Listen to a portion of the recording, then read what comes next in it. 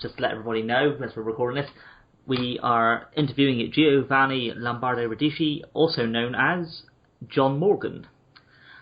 How did you get involved in the Omen remake, and what was the experience like? I was involved just very casually because they were casting some roles in Italy, and there was a casting lady, and I auditioned for the role, and the lady was very English and very well-mannered, and surely she didn't know a thing about horror movies. And but I'm pretty sure that when she sent the audition to the director, John Moore, who was already in Prague, he did recognize me because he's a great fan of horror movies. So he asked for a second edition with some instructions from him, and I did, and then I was cast, and it was very pleasurable, first of all, because it was my first time in Prague, which is an astonishingly beautiful town, and I had plenty of time to visit, and because, 20th Century Fox, they had a lot of money, so they made me stay a long time, even if I only had 2 scenes. And then John Moore was very complimentary, was treating me like royalty. And so all in all, it was a very nice experience. The only bad thing was the makeup for the second scene where my face was burned, but which was extremely painful. But I mean, all in all, it was a nice experience. You have a great role in Stagefright. How did the experience compare to working in early 80s Italian horror? Did it feel like a new beginning for the genre, or just a footnote? Well, it was different because Soavi was directing, and Soavi was very different from the others, you see, because the other directors, people may not realize that they weren't themselves horror fans. They were just shooting whatever was fashionable at the time. They had done the ancient Rome, they had done the westerns, they had done the sexy comedies, they had done whatever. So they were doing horrors just because they were fashionable, but not being real fans themselves. Whilst Michele Soavi was a real fan of horror. He was in love with Lovecraft. He was with Poe. So it was really a deep part of himself. So he was putting much more energy and faith and artistic scale and whatever. Then he was a dear friend of mine, which is made also a difference. And Stagefright was his first movie, so there was all the energy and joy and creative movement that the first movie implies. So it was a very nice experience, and I liked my role because it was a funny role, almost a comic role, and so I loved it. House on the Edge of the Park, City of the Living Dead, and Cannibal Apocalypse all came out in a very short time frame. Which of these, if any, are you most fond of, and why? Well, I'm very fond of Cannibal Apocalypse for 2 reasons. The first one is Antonio Margheriti, whom I positively adored as a man. He was a real gentleman, full of sense of humor, and never thinking of himself as a maestro, always lessening what he was doing, and he respected actors a lot. So I had a great time with him. And the second thing was the role. The role was very interesting. There was a lot of acting material, a lot of insights, and personally, I think it's the best role I portrayed as for the horrors.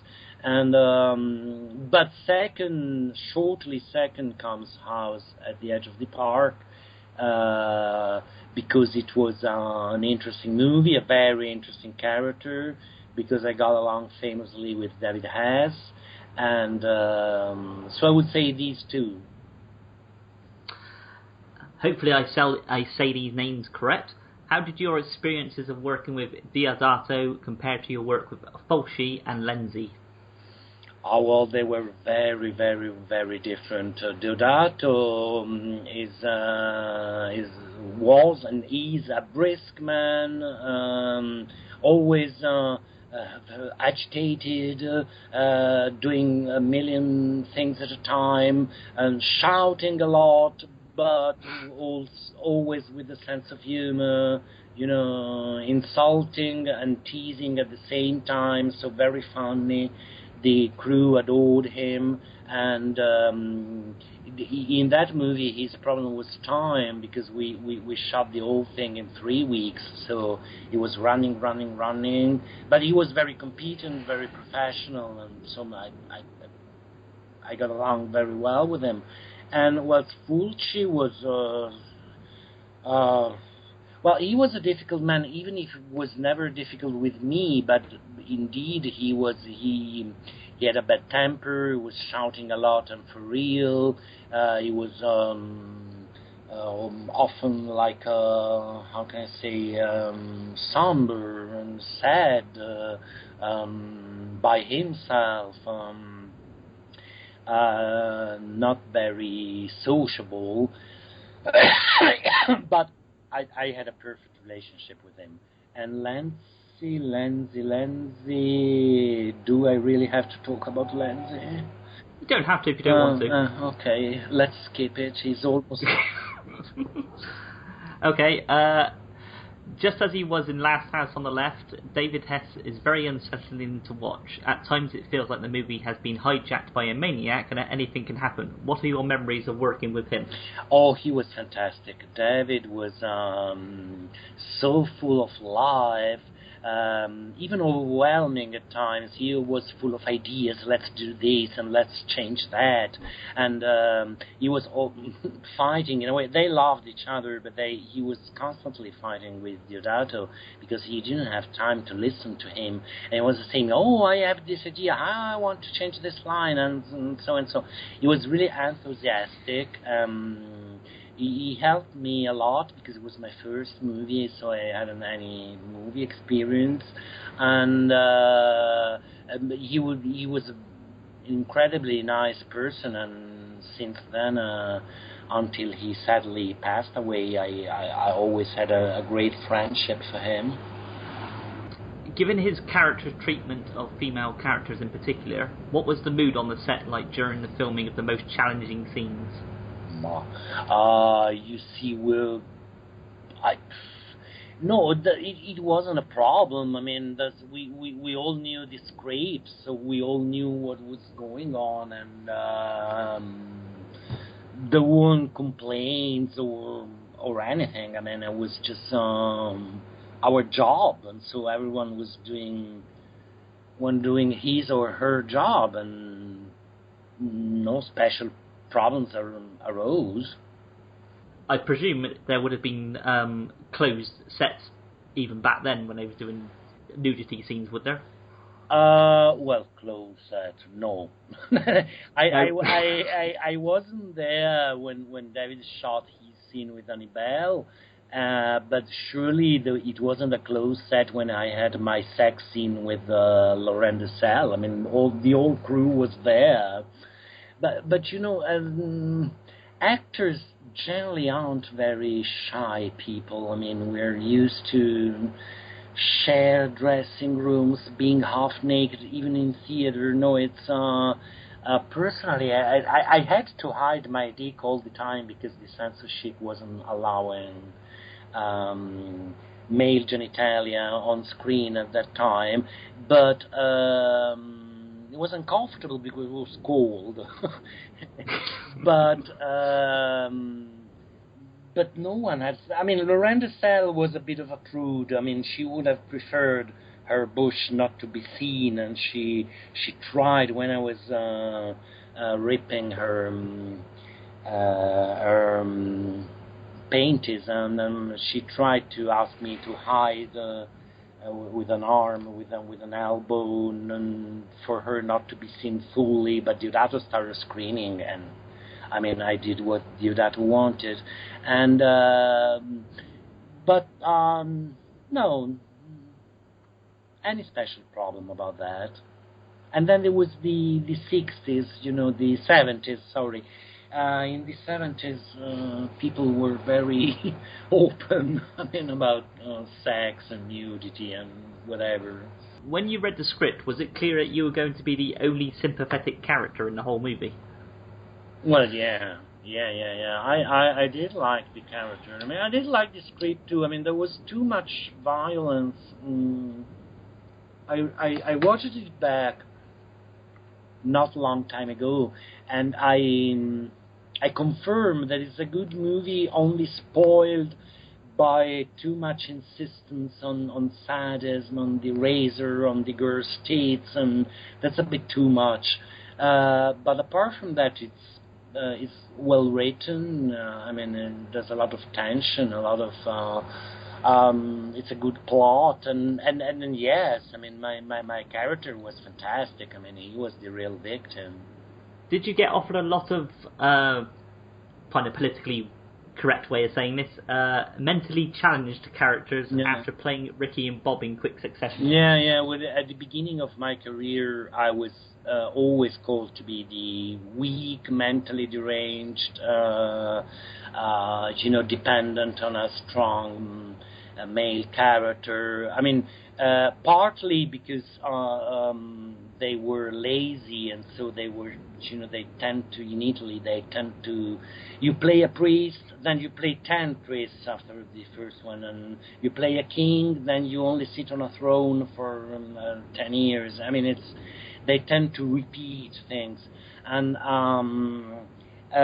but also there was something in me that was calling for that, because I was quite weak and neurotic myself.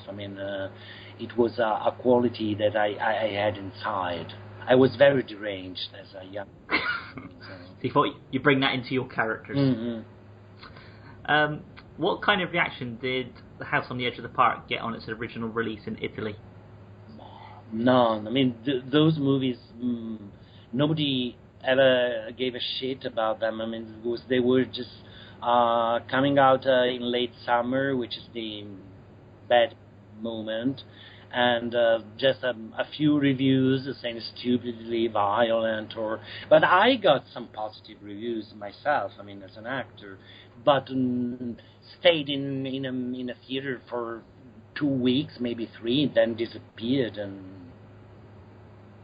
as it happened with all the others. Yes. Was there anything that didn't make it to the screen, either from the script or the scenes actually filmed? Not as far as I remember. No, whatever is in the movie was in the script. David added something like the very good idea he had of reciting Little Miss Muffet. That was his idea, or little things like that, but we changed maybe the dialogue a bit, but yeah, it was in the script. Were you conscious of the influence of Last House on the Left on the movie's content and story? No, because I was never a fan of horror movies, so I knew nothing about that movie. I hadn't seen it, and so I was told later on, but I never saw the house at the left. So I know now, but just because I was told. Yeah. All the ladies are stripped in the movie, and Hess and yourself also get fully naked. Was Diodato an equal opportunities exploiter, or did you feel that some or all the nudity was justified by the context? Sorry, I didn't get this one. All the ladies are stripped in the movie, and Hess and yourself also get fully naked. Naked, nudity. Well, of course, it was. it did go with the plot. Of course, it was a way of titillating the audience. To say, oh, there's tits and there's pussy and that's. I mean, male nudity was there just because of. I mean, when you're making love, she's nude and you're nude, but there wasn't the insistence on that. And as I told you, we had to hide our privates because the censorship didn't allow them. As for the ladies, yes, I mean it was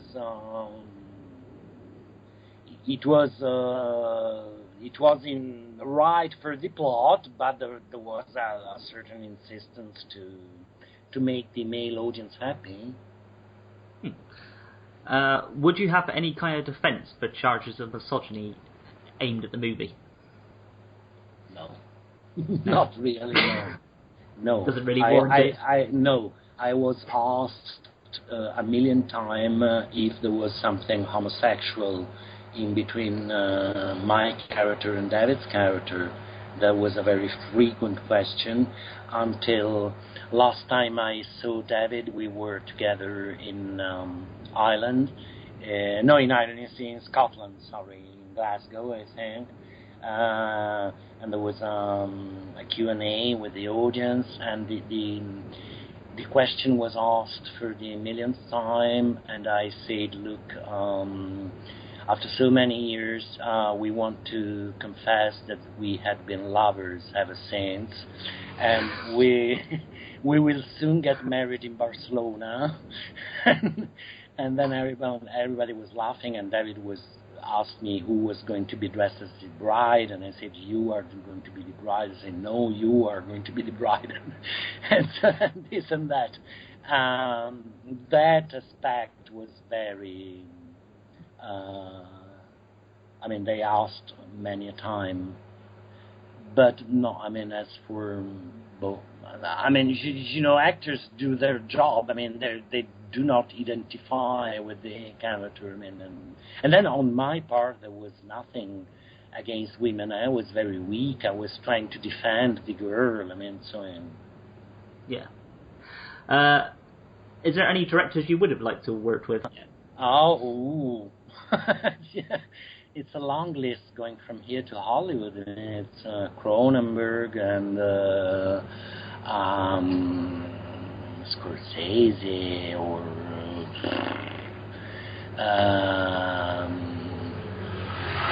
Tarantino. Who else?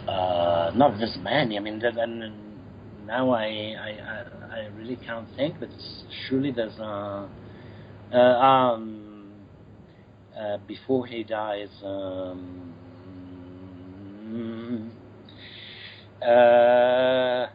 actor,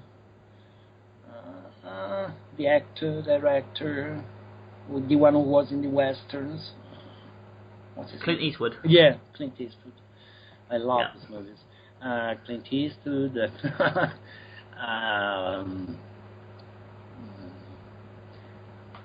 Well, yes, I named a few, but surely there's others.